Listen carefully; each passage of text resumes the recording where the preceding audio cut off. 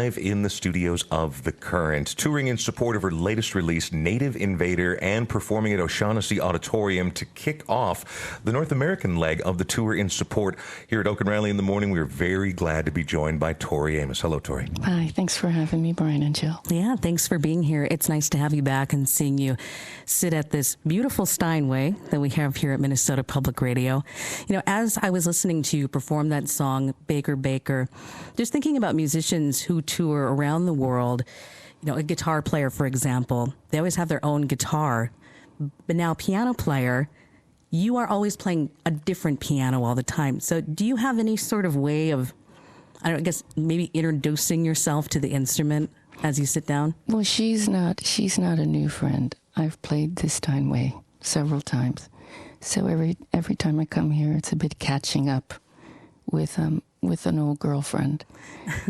When I travel with the Busendorfer, and I've been playing that one since 1994. Wow.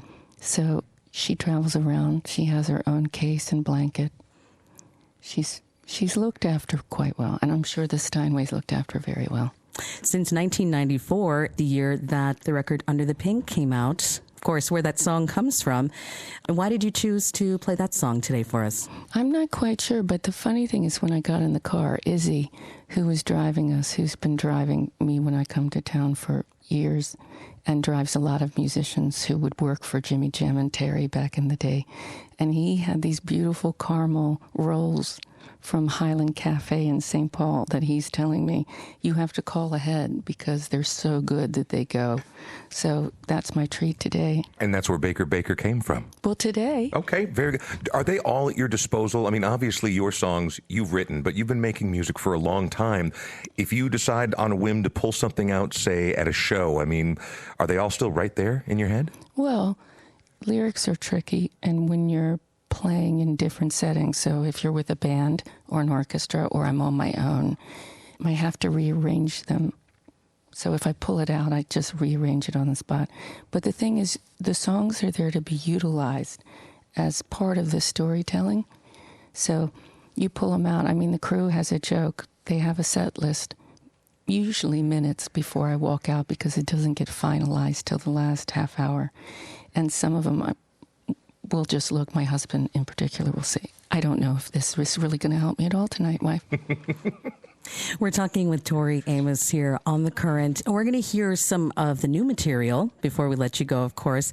The new record is called Native Invader, and we want to talk about that new record. Before we move on to the new record, since you did revisit something from Under the Pink for us, 1994, if you could just kind of go back in time for us and just kind of get in that mind space of what was the music industry like at that time for you when you made that record? Well, there were a lot of exciting bands and artists at the time that were being nurtured by the labels. And there was sort of a break in the commercial push. That's always going to be there. But if you study the landscape of that time, there was a real burst of writing from, again, like I said, bands and solo artists. And that was an exciting time to be making music and playing music. And I guess it wasn't such a push for the commercial writers being pushed on artists. And this is not, I'm not having a go at the commercial artists, but a lot of times the labels, I think, are nurturing entertainers who look very good, and they do, and they dance well, and they're entertainers, and that is a skill set, but they're not necessarily writers. And so then they pull in the writers to write the songs that set the pop industry where it is. So you don't have as many singer-songwriters or singer-songwriting bands getting signed as I feel that there were when that Seattle movement was happening in 94. We've got Tori Amos live in the studios here at The Current. You are out in support of Native Invader, the new one, and it is I think ultimately it's a hopeful record, but it's also got a lot of pain, and it points to, I think, the division in our country, the division inside of our own heads. Well, there's sort of unprecedented times that we live in right now, but you didn't initially set out to make this kind of a record. You were going to kind of look back up the family tree, right? That's right. I went to the Smoky Mountains to trace my mother's father's people, and they were part Eastern Cherokee Nation and part European immigrant. And so, yes, there are flavors of that on the record, but it really changed once I was in Florida after the election. I was there for the election, but many, many weeks after I was there. And a lot was going on, of course, people falling out with each other, friends falling out, as we all know that story. But that story started to influence the record. And then my mother had a stroke. So she was under attack, and the correlation was that Lady Liberty seemed to be under attack. And therefore, the record it became a sonic tsunami, really. The songs came hurtling at me very quickly. From the way that you're describing all of the places you were drawing inspiration, like this could have been a triple album. I mean, how did you focus it, into one record? Well, some stories can last 4 hours, and people can be captivated by that. I've written double albums before, and it just seemed as if this wanted to be told in a specific way. We're talking with Tori Amos. The new record is Native Invader, and it would be great to hear one of those new songs from the record, and we'll talk some more coming up in a few minutes. This song right here is called Reindeer King, and can you give us a little setup before you get into the song? Well, inspiration from this came from many different stories, from teenagers dealing with what is their future going to be like, the fear of that, coming out of the shock of the Paris Accord being dropped from our leaders. And also, I think, what some of the teenagers are dealing with, all the issues that they're having to deal with from comments on social media, and also what Mary was dealing with, which is being trapped.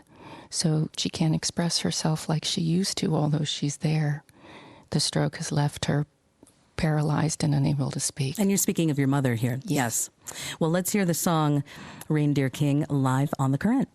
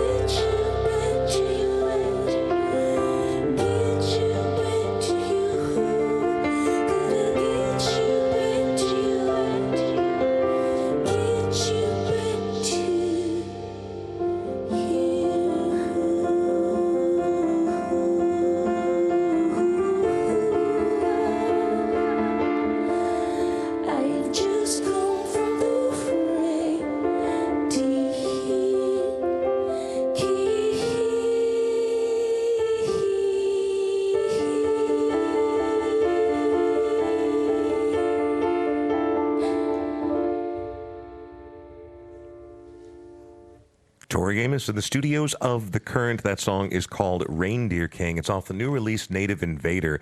Obviously, there are a lot of social aspects that come into the songs you wrote and some very personal ones, but a big part of it is a plea for nature. And part of the inspiration for the record, as you said, came from your visit to the North Carolina Smoky Mountains. Tell me about the Smoky Mountains. Stories, song lines, there in the rocks, in the trees, ancient. Some that we can't remember anymore, but they're there because they weren't written down. They've been passed down. And also a way, I think, of storytelling. And that was very much my grandfather. He was a storyteller. Honestly, he could make getting butter from the local country shop better than a drama that you find on TV today. Mm-hmm. I've heard that you spent a lot of time listening to the music of Frank Zappa during the course of this, but also references to Carl Sagan, who I mean, you know, we are all made of star stuff, and that's one of the elements of this record. That's right. With all the painful discussion and how words have been used with the idea of immigration, when you think about all our European ancestors were immigrants, very recently, when you look at the history of Europe and the history of the world. And so hearing Carl Sagan say, we're all made of star stuff, really was a moment that stopped me in my tracks and completely made sense. A human way of looking at where we're all really from. And it was a beautiful thought, because it made me realize that the separation and the segregation of humans from each other, that's not where he was. And so he's such a way shower, and boy, oh boy, wouldn't it be great if he were here and if Frank Zappa were here and they could do something together. I heard Frank Zappa speaking, and they reminded me very much of each other as far as consciousness and concerns. They were being expressed differently, but I was first drawn into Zappa because of the interviews. Yes, some of the music people are asking me to play, some of the fun stuff, but some of his genius work, it's very complex for me to take in, so I'm having to really sit with it and learn it because he was such a masterful musician. Possibility of a Frank Zappa cover then, perhaps, at some point? What do you think? Yes. Yeah? I think so. It's got to happen before the end. Wouldn't that be great if this change could happen because of technology and also because of where people are in their need for music that takes them on journeys that isn't just to kind of get you through the dentist office, but really help you work through things. And he was one of those people. But the industry doesn't always nurture the potential Frank Zappas. Now, they're few and far between of a genius like that. But there are talented musicians out there and songwriters that aren't getting that nurturing because the labels don't know that there's a need for it. So when there's a demand from the public because they say, okay, we love our pop artists, but, come on, we need a little bit more meat on the bones for content. Then the labels might start nurturing that, and I think that's what we need to do, yeah. The Current, Oak and Riley in the morning in the studio with Tori Amos, and the new record is Native Invader, and we are going to hear one more song before we let Tori go.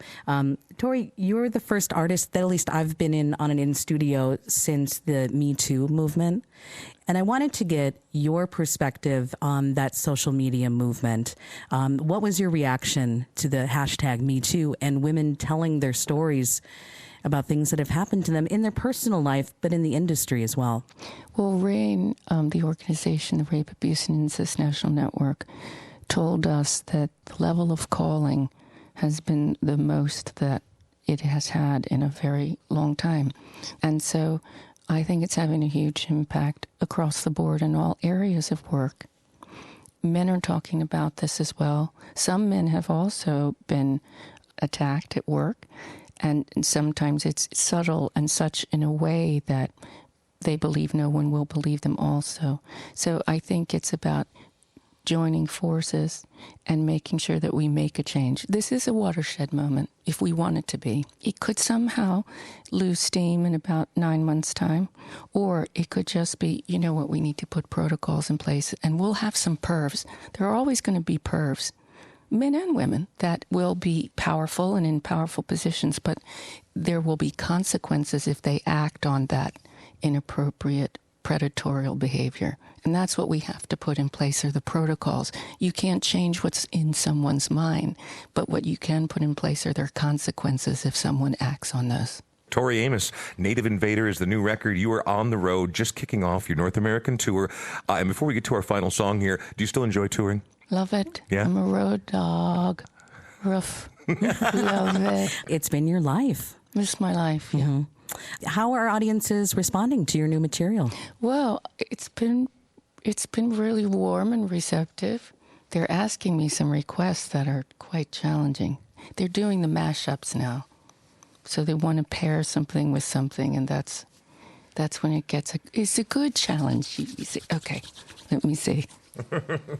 I don't know if I can do it that night. Sometimes I'll get to it maybe by Chicago. Tori Amos in the studio. Well, we want to say thank you so much for coming by. It's always great to have you in our studio and again, sitting at that piano. Thank you for having me. Also, Tori's engineer, Marcel Van Limbeek, our studio engineer, Michael DeMarc, Anna Reed, our producer, photo and video by Nate Ryan, and thanks to the Charles H. Clay Charitable Trust for its support of the Currents in-studio sessions. So another song from Native Invader. This one is called Breakaway. And again, if you could help us set this song up for our audience. This song is about people being pulled apart, and you don't know how you got there.